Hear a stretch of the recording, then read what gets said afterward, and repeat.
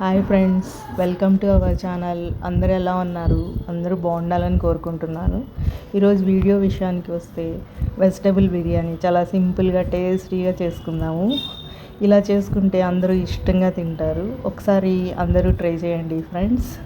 ముందుగా కావాల్సిన పదార్థాలు ఏమిటో చూసేద్దాము. పలావా రైస్ కానీ మామూలు రైస్ కానీ తీసుకోవచ్చు. ఒక అరగంట ముందు నానబెట్టుకోవాలి. ఒక గ్లాస్కి 2 గ్లాసులు వాటర్ వేయాలి. ఆలు, క్యారెట్, బీన్స్ సన్నగా కట్ చేసి పక్కన పెట్టుకోవాలి. పుదీనా, ఉల్లిపాయ, పచ్చి బఠానీ, అల్లం తెల్లగడ్డ పేస్ట్, 2 టమోటా, పచ్చిమిర్చి. మనం కారం ఎంత తినగలిగితే అంత. నేనైతే 5 పచ్చిమిర్చి వేసుకున్నాను.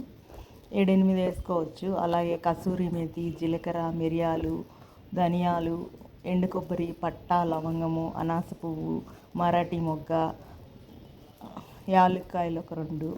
ఇవన్నీ మిక్సీలో వేసుకోవాలి.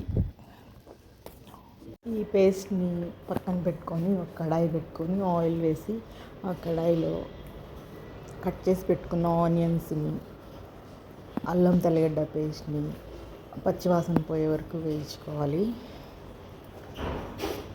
ఆలు, క్యారెట్, బీన్స్, మిక్సీలో వేసుకున్న మసాలా అన్నీ వేసేసి పచ్చివాసన పోయే వరకు వేగించుకోవాలి.